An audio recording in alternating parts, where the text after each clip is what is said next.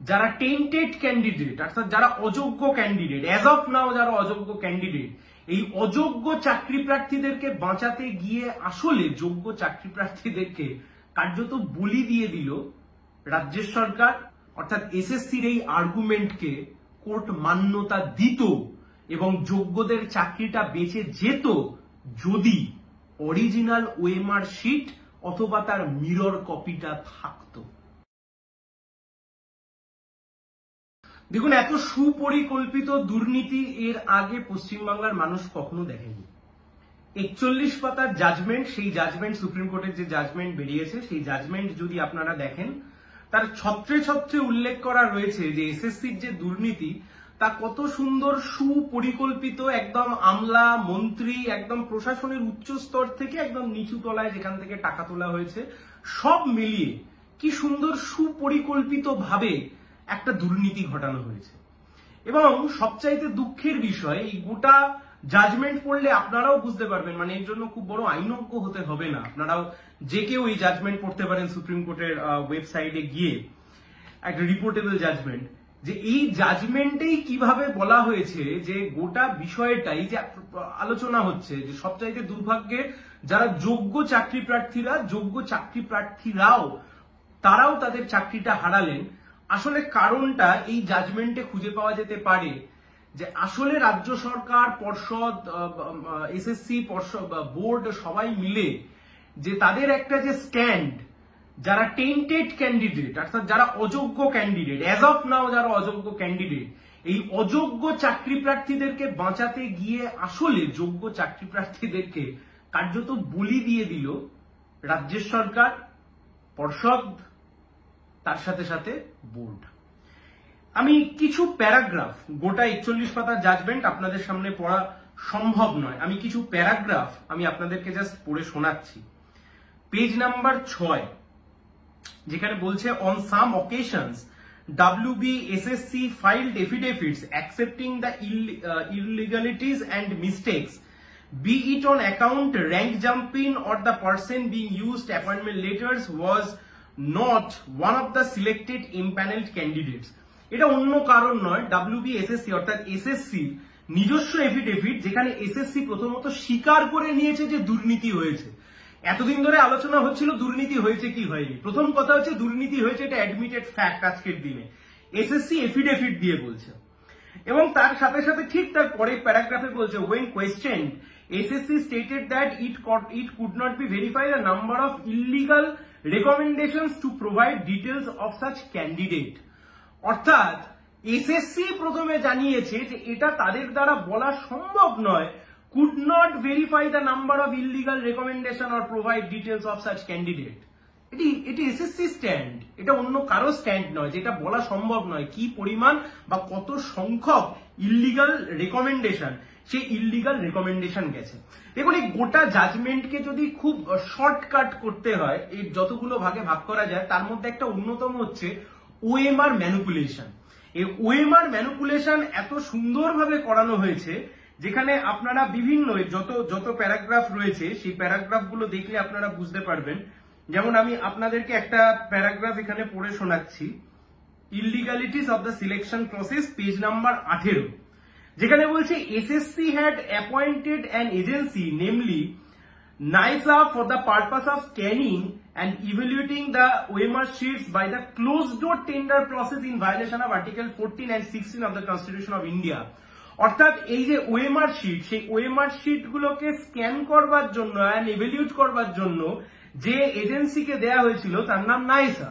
সেই নাইসাকে কিভাবে দেয়া হয়েছিল? বন্ধ ঘরের মধ্যে টেন্ডার না ডেকেই নাইসাকে দিয়ে দেওয়া হয়েছিল। আরো মজার জিনিস, such agency had engaged another agency namely Data Snatch to scan the OMR sheet।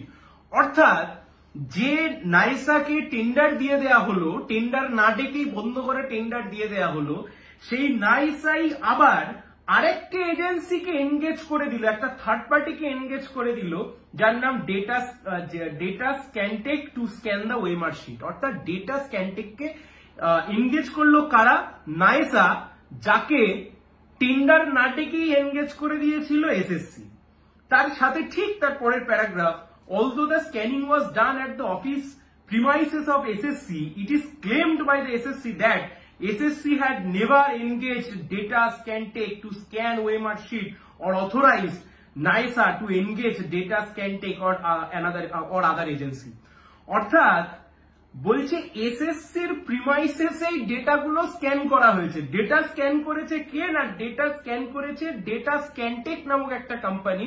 SSC বলছে আমাদের অফিসে করা হয়েছে, কিন্তু আমরা তো ওদেরকে বরাত দিইনি, আমরা তো ওদেরকে ওএমআর আমরা তো ওদেরকে দেখবার জন্য দিইনি।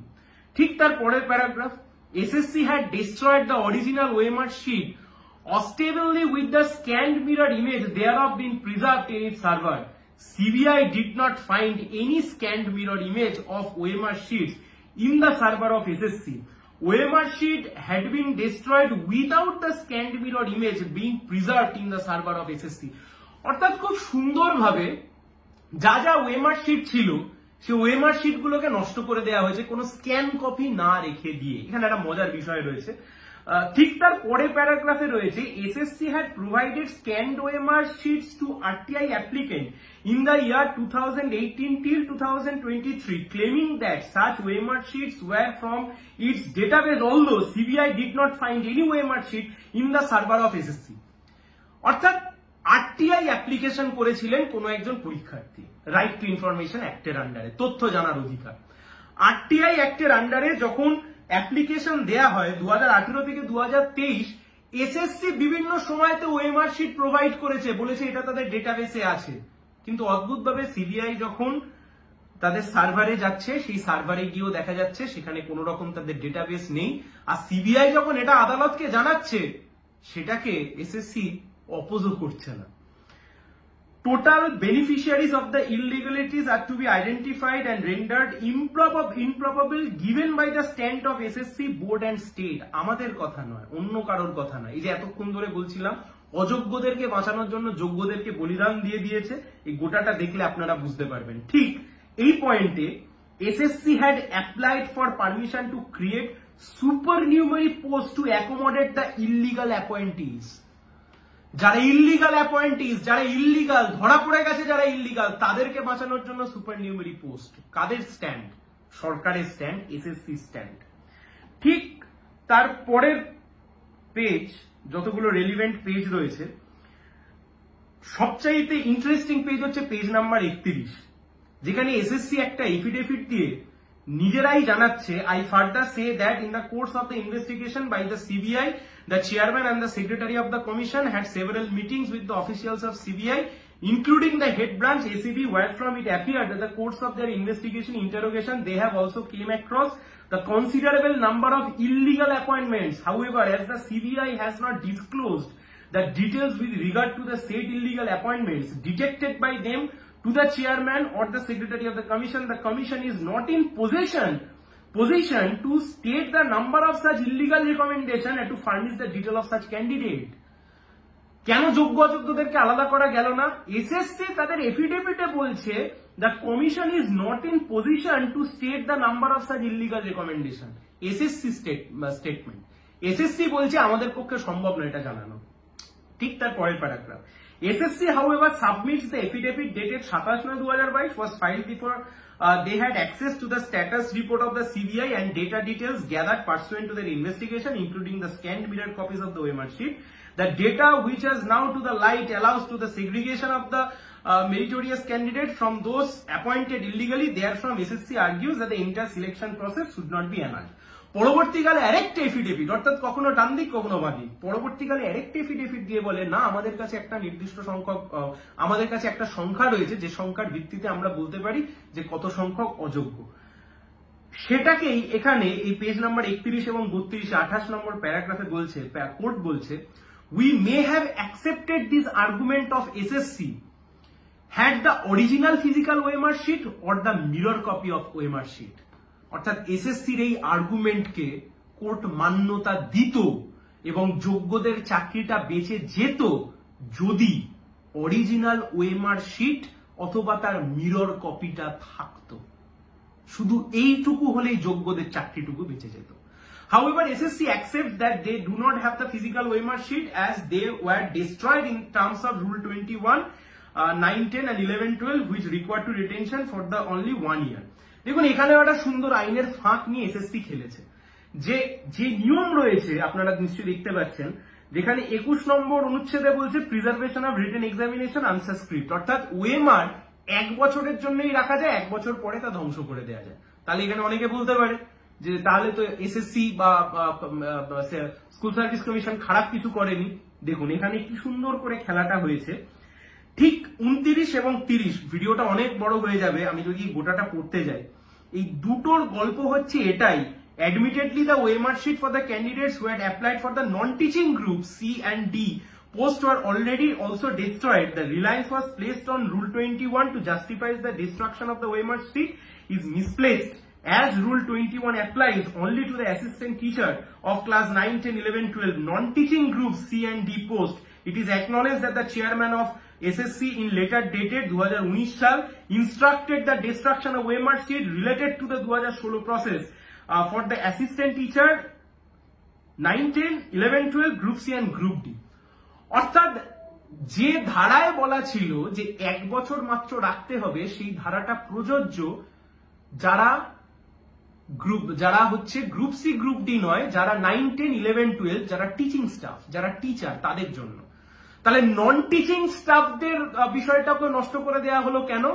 2019 সালের রিটেন ডিরেকশনে এন্টায়ার ওএমআর শিট, সেই এন্টায়ার ওএমআর শিটকে নষ্ট করে দেওয়া হলো। আবার ঠিক তার পরের paragraph, moreover given that the recruitment process was ongoing even after the 1 year validity period of the panel, there is no justification for the destruction of the OMR sheet. কোনো justification ছিল না ওএমআর শিটটাকে নষ্ট করে দেওয়ার।